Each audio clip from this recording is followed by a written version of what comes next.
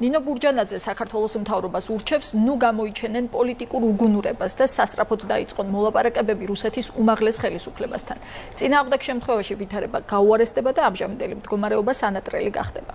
დემოკრატიული მოძრაობის ლიდერი 2008 წლის ომის ახალ დეტალსაც იხსენებს.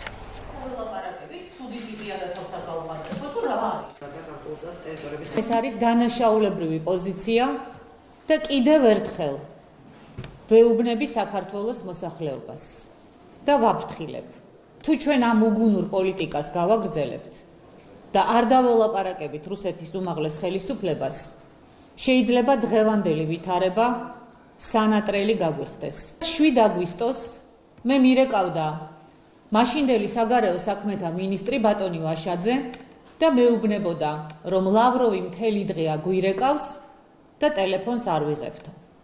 მე ასევე მახსოვს ჩემი ძალიან მწვავე პასუხი და კატეგორიული მოთხოვნა.